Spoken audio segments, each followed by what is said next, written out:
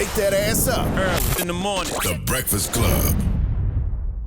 Morning, everybody. It's DJ NV, Jess Hilarious, Charlamagne the Guy. We are the Breakfast Club. Lauren LaRosa filling in for Jess. We got some special guests joining us today. Yes, indeed. He has a new book, The Stories from My Grandmother's Hands.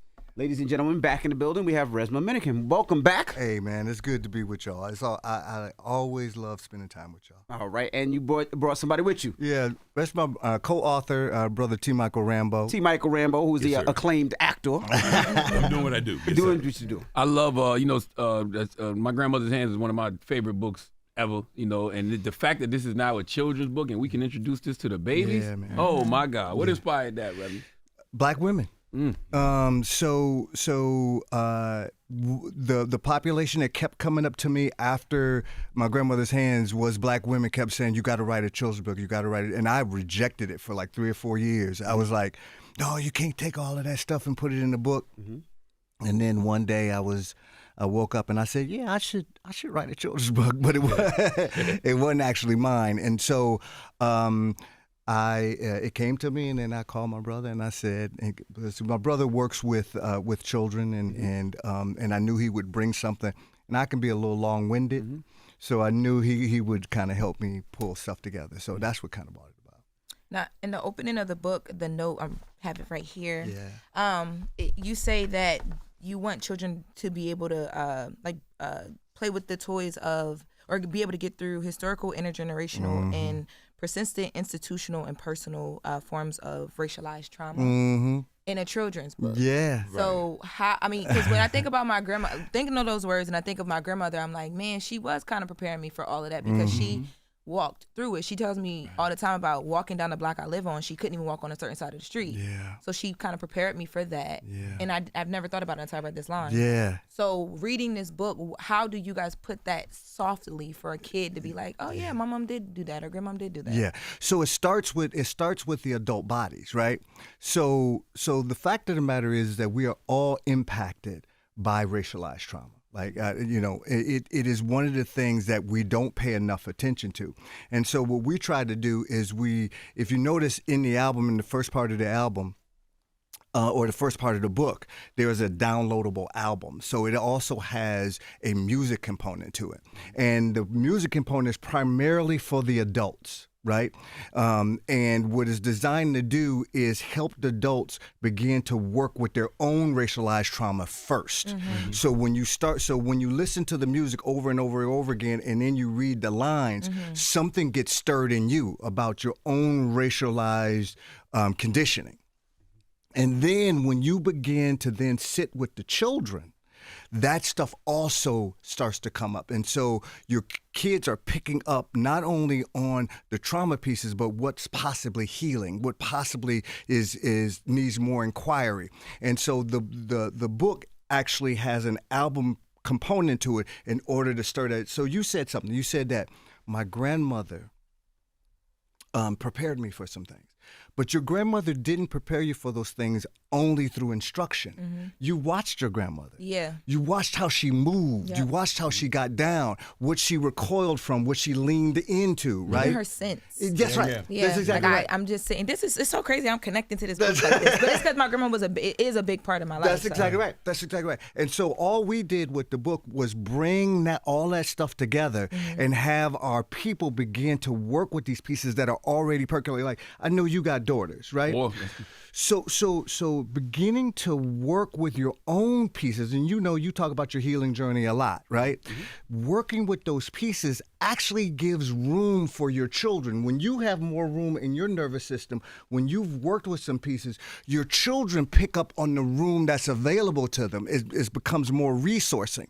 So what me and Brother Mychael did was to try and put a book in very small little lines, to try and put a book together that would allow our people to begin to explore these pieces as opposed to getting rid of, especially during this time of what's happening in Palestine, during this time of what our people have gone through and the connection and how empire destroys people's bodies.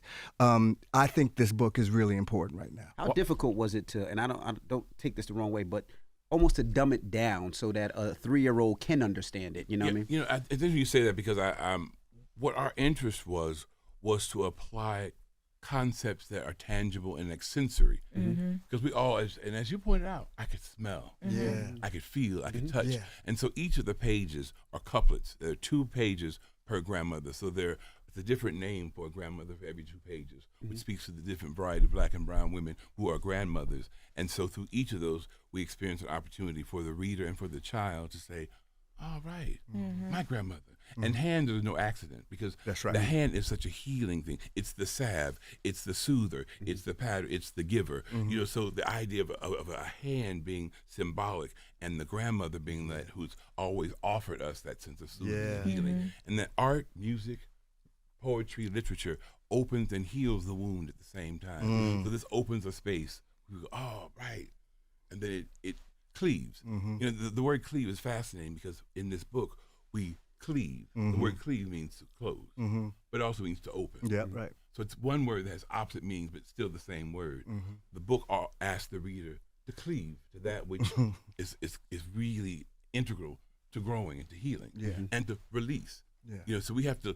There's a guy, Alvin Toffler, who wrote, "The illiterate in the 21st century will be not those who cannot read or write. It'll be those who cannot learn, unlearn, and relearn."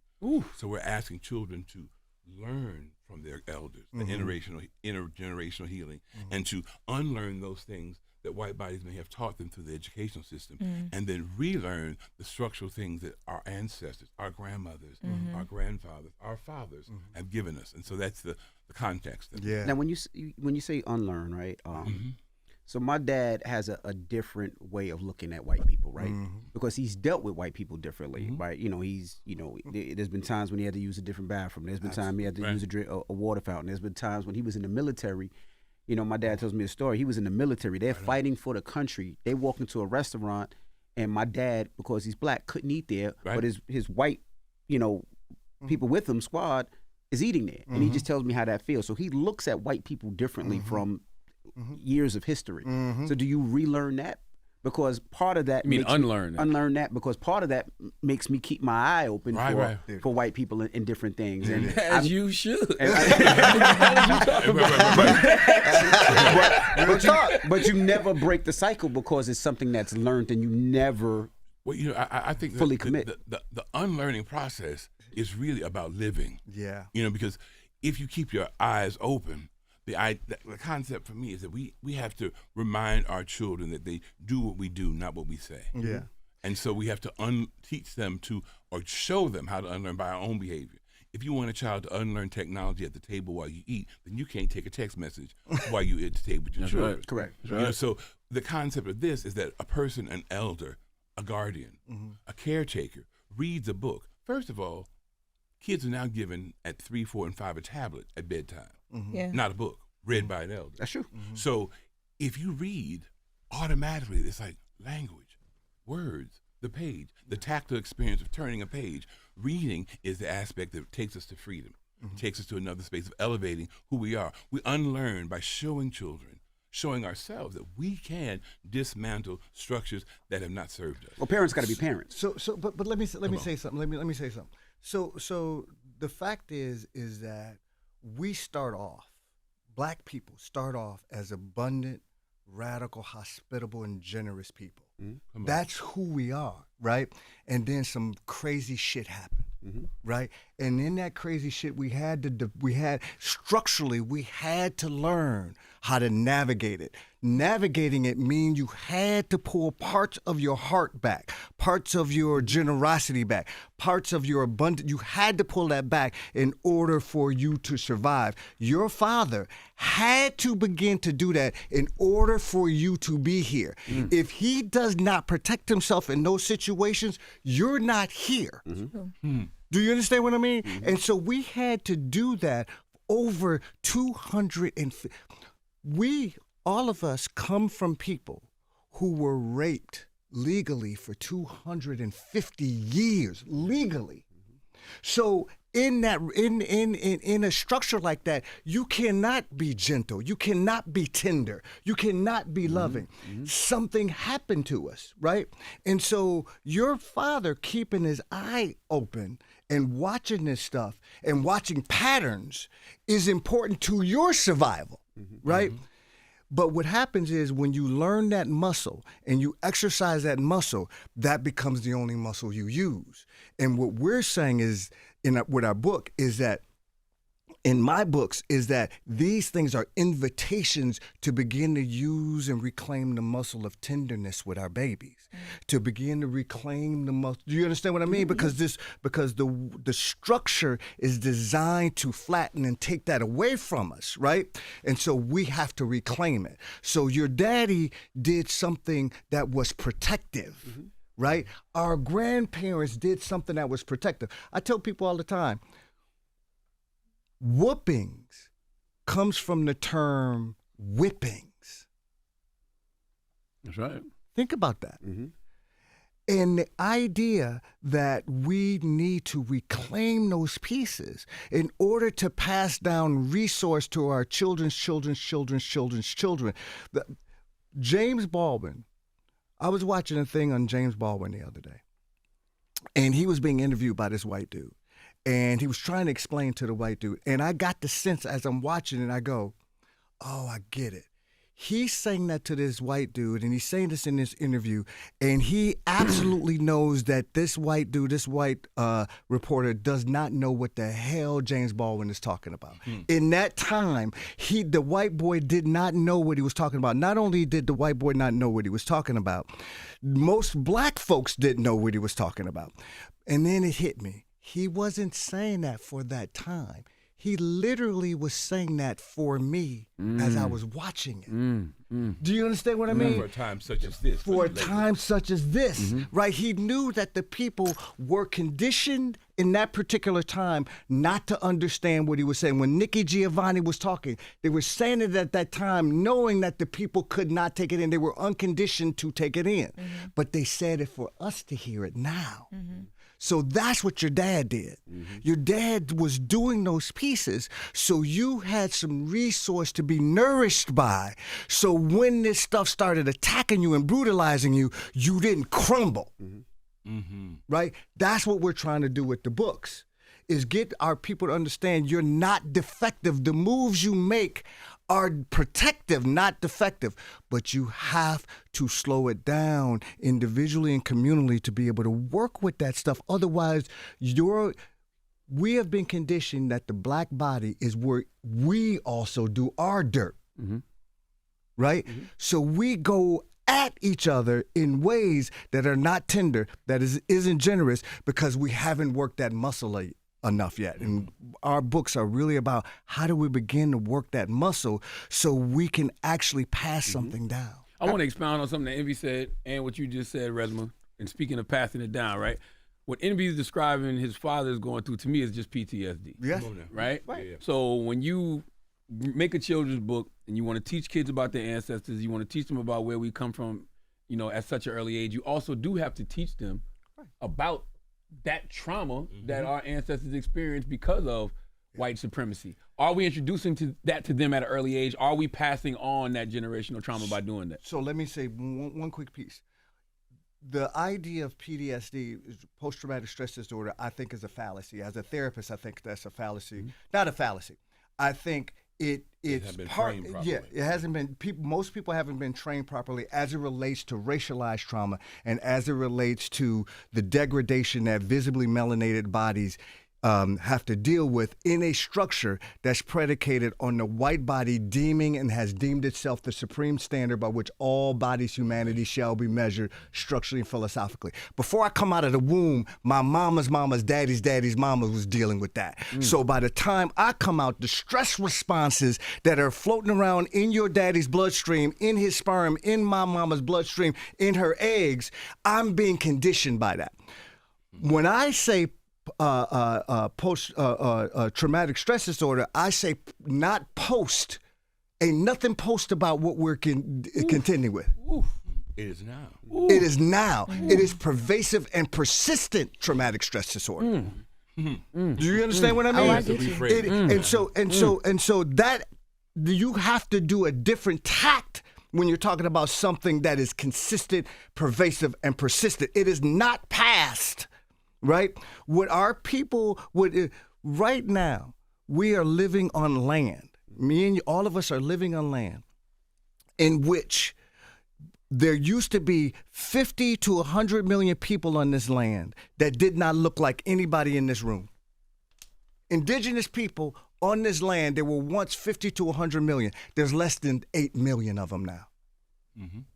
That means that genocide, if we are a part of creation itself, we are literally we are not apart from creation. We're a part of creation, correct? Mm-hmm. If that's the case, if we don't tend to that, it shows up. And Envy, you are probably going to die 10 years earlier than the average white man. Mm-hmm. They talk about that with us too. The weathering of black women. The weathering and withering of black women. Yeah. This is why black women more often die giving childbirth. Why black women's children die during childbirth is because the weather and withering isn't about us eating pork. It ain't, you know what I mean? It literally is about the pervasive stress response that is on our bodies that we have to navigate over.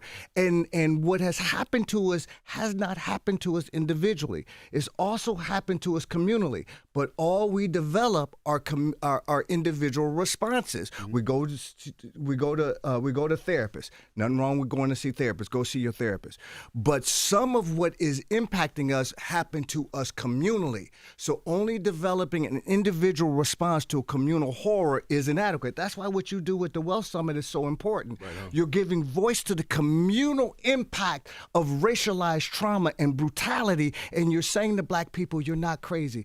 What the hell? And you're not alone. And what you think is actually happening, people, is actually happening. It's that construct that's often people say, you're gaslighting. You're gaslighting. Right. Well, the reality is we're not gaslighting you. Right. We're speaking the truth to you. That's right. I mean, and the people who say we're being gaslit. That's right. We're talking about how do we say what we need to say and tell people our truth. Exactly right. John Edgar Wideman, who's a great editorialist and writer, said that the process for me that's going to knit up the culture, the family, the collective family, is that we tell our stories, despite the chaos, despite the madness, and despite the pressure not to tell. We have to tell those truths, and that's what we're really trying. Not trying. I want to reframe that. We're not trying. We are doing that in this book. Yeah. Well, how do you, one thing I would say is, growing up as a kid, all we had was books, right? Right. So, we had one TV, and that which is usually in the living room, and you watched it as a family. Two TVs, one with the sound on the top and the one with the... Right. So, then TVs became more affordable, and then TVs started watching your kids and putting your kids to sleep. That's right. And then they start iPads and cell phones, which is now putting your kids to sleep for a lot of parents. How do we get people to get back to reading to their kids and make sure their kids have the knowledge that are in these books? Exactly what you said earlier. When they're watching you read, Exactly right. and you're reading to them before they go to bed. That's exactly right. Exactly right. Go ahead. I was gonna say, I hear your question saying, how do we relearn as adults, as the parent, as the guardian? Because parents make excuses. They work all day, now they're tired. I'm cooking, I'm cleaning, and they leave less time for the kids' education. They'll take them to sports all day long and support them in their games and baseball, softball, basketball. But when it comes to this is almost, I don't want to say a lost art, but it's a lost art. Not in my house. But the thing is, what's happening by us being here in this conversation, it has to be modeled by people who are opinion leaders, who are in those that people look to. If we see, when Lamar Burton had Reading Rainbow, reading was really an amazing thing for me because he stepped out of this roots construct into speaking to the roots of people by pages. And so we have to just have spaces where we have conversations like these that talk about reading is cool. It's cool.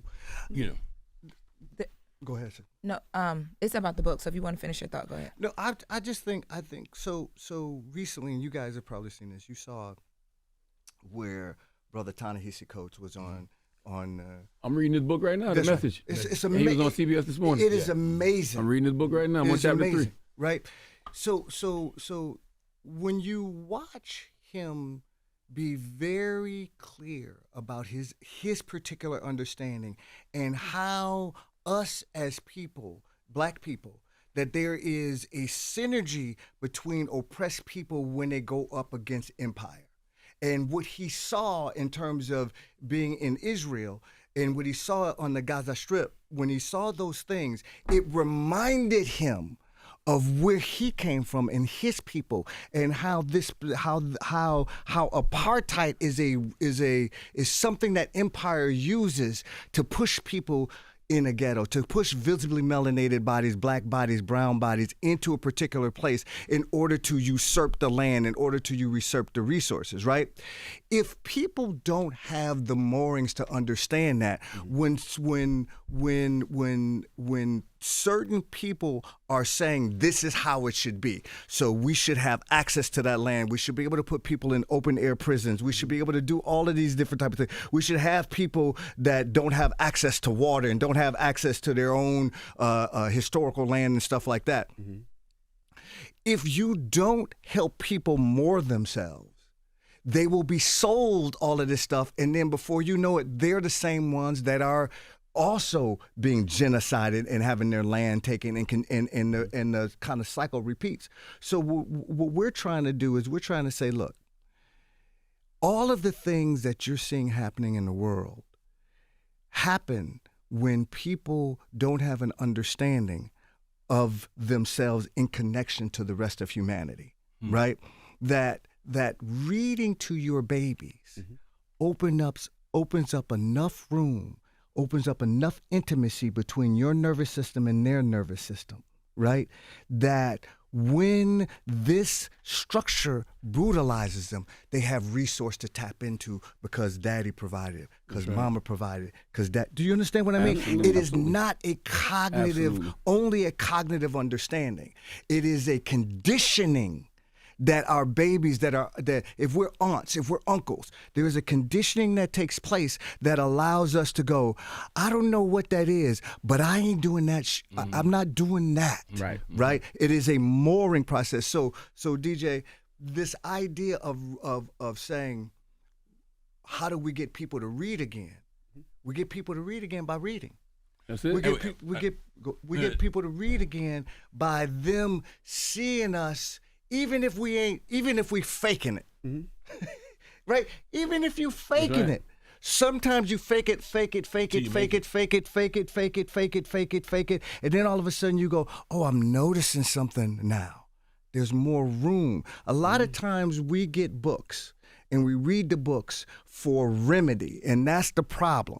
We shouldn't be reading the books for remedy. We should be reading books and doing things and moving towards our liberation in order to cultivate room, not remedy.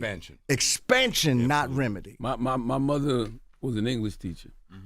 So it's like she kept a book in my face, and she was a Jehovah's Witness. So they had all of the literature there from the Jehovah's Witnesses, and I would always see her reading that. My dad gave me the autobiography of Malcolm X when I was a little boy. That's it. So it's like I never knew anything else, that stayed with me my whole life. And I would say little simple things, and I'm sure you do, but just having bookshelves in your house, full of books. That's it. You know, because down in Texas, where my family's from, I have a family member who used to say, "Can." Whooped can't could. Wait, say that again. Okay, baby, look here. Can whooped can't could. Can whooped can't to can't could. That's right. Oh, okay. And see, the idea that you bring up is just that one. Practice. We have to. It is practice. And it is about attacking situations that are difficult, and we have to embed reading in so much of what we do. We have to embed reading when we have sports activities. We have to find ways to make sure there are books available, make sure that we point kids, because as I was saying last night, I have an aunt, you say, you know what potential means? Yeah. It means you ain't doing nothing right now. That's right. That's right. Potential of doing something right. You ain't doing nothing right now. Lauren got a lot of potential too. If you ain't doing it right now, Right. That's right. Talk about Dude, you be going at her. I watch you. You be going we at talk her about a the lot. withering and the weathering. He is the weather. He is a tornado in here. Weathering you. Okay? Get gaslight. See, but I also think it starts with teachers too, right? And I'll tell you why.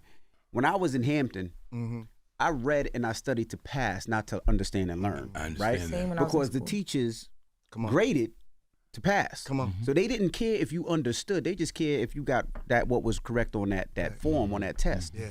And that's why I always say with sometimes out of high school, I think that you should take a year off or 2 years to figure out what you really want to do. I've been educated for 42 years, brother. What you're saying makes so much sense, and I'm going to tell you this. Kids drop out of school in 5th grade and walk out in 10th. They drop out in 5th, and when they're old enough, they walk out in 10th. And because what you just said is the reason, because we have to move past reading just for the purpose or learning for the purpose of a grade. Right. We have to learn for content comprehension, application, right. and dismantling. And that means that when we read to a child, when a child reads, you have to ask them questions. So what you read, what you learn, what you get. You know, What you understand, have a conversation, have a dialogue, conversation. because if not, they're just reading just to read words, just to say, I read 100 pages today, give me an A. I read 50 pages today. But if there's not somebody going back and forth to really to stimulate their brain of what they've read, they'll continue to do that. What you're talking about, Envy, is having a relationship. This whole structure, as it relates to visibly melanated bodies, whether we're talking about black bodies, trans bodies, indigenous bodies, it has never been constructed to pour into us, to more us, to have us to be able to understand and navigate. That's why we drop out in 5th grade. We don't drop out in 5th grade because we're unintelligent. We drop out in 5th grade because we're not in there. We drop out in 5th grade because there is no moorings that allows me to navigate what my body is contending with daily. And so when that happens, that's what you're talking about.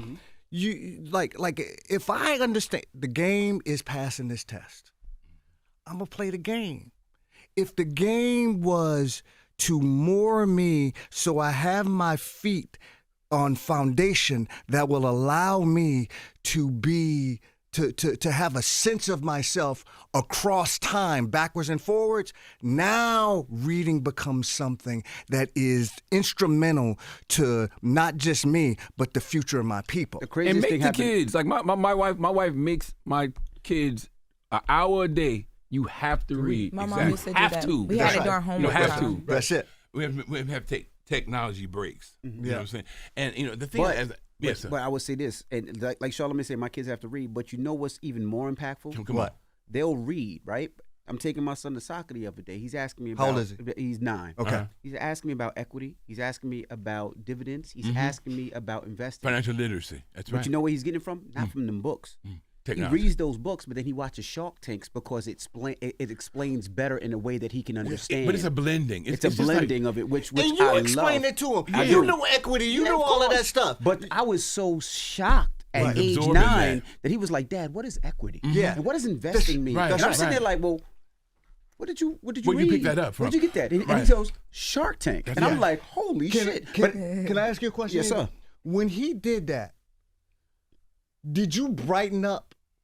Absolutely. Pop buttons off your chest, didn't you? yeah. Your shirt, That's what he learned. Yeah. That's what he saw, experienced. You see what I mean? Like when you said, "Wait a minute, what you do?" And I bet you engaged him for another half hour, 45 You know, minutes. it was It crazy. I'm on the validated him phone, and I'm affirmed talking him. while he's driving. He's like, "Your dad, I got a question."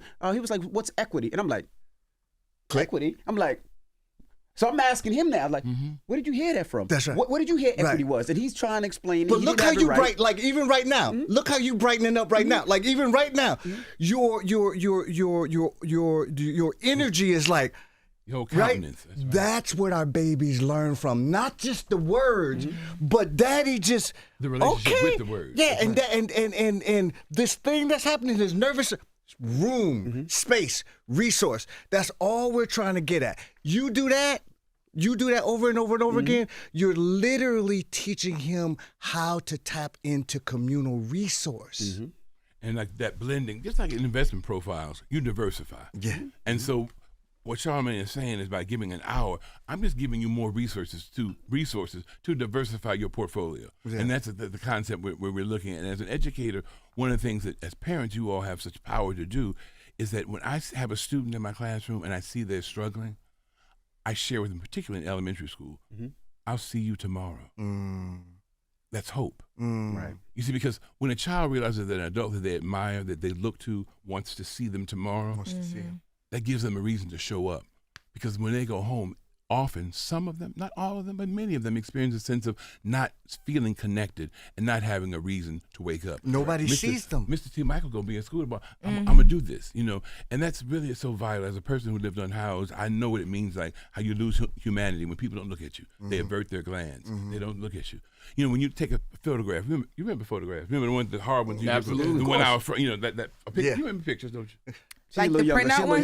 She a little Yeah. younger. I had to get Ironically, Yeah. So what I'm saying is that now, if you're in that picture, what's the first thing you look at? her hair. Oh, it probably is. No, it's not. Look. He is.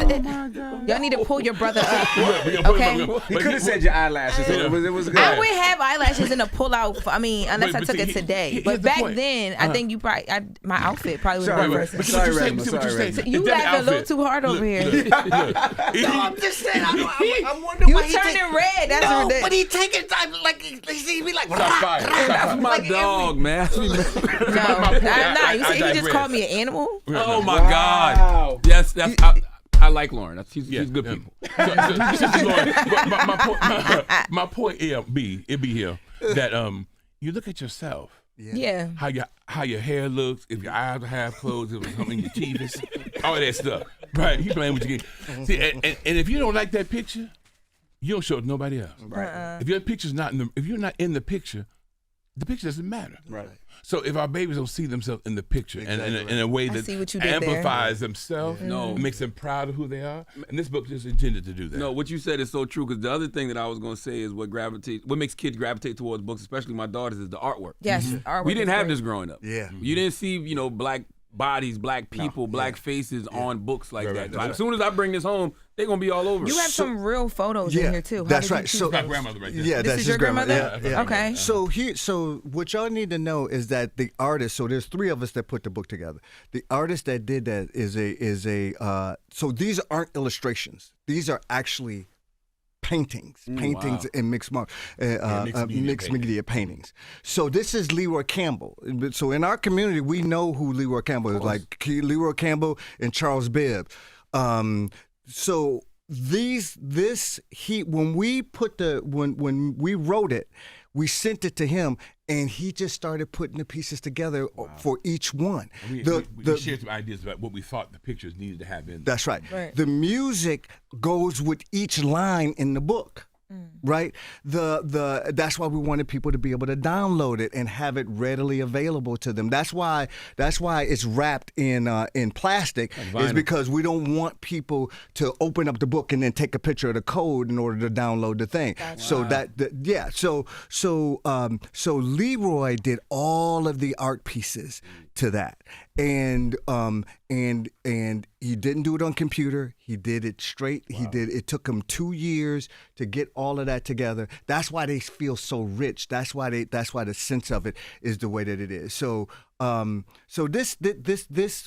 this book for me is probably to date one of the most important books I've ever done and ever Is read. it true y'all gave away 6,000 copies? Gave away 6,000. okay. We gave away 6,000 free copies to people in our community. All you had to do is sign up for it, and we gave them because we wanted our people to have it first, right? Because a lot of times what ends up happening is that when we make stuff available, the white folks have access to technology. The white folks have access to people with means have access to it. So we wanted to make sure all you got to do is sign up. We covered all of the postage. We covered everything, and we gave away 6,000 copies. And I'm gonna go back to family stuff.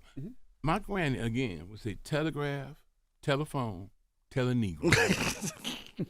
Telegraph, telephone, telenegro. Once you tell that Negro boy, It's he's gonna get around everywhere. faster than that. He's gonna That's get around what faster. Yeah. You see what I'm saying? And so the black folk knew that we Yeah. had something they were gonna want to have. And they came. That's right. They came. And flocked and That's right. in droves. And I'd love to. Would it be possible that we read a couplets? Yeah, I just read the whole book.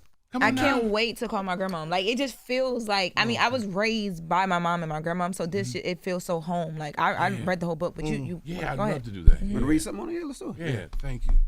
Because these words really are reflected. And I love that it's one-liners too, because it's going to cause conversation. Exactly. And we want to pause at each point. Now, the first, the pictures cannot be seen. They're good pictures. The first couplet, and as I said, they're couplets, 2 pages per grandmother. My grandmother's hands are big like sunrise, with fingers thick and coarse like the cornrows braided into her silver gray hair. My grandmother's hands picked cotton.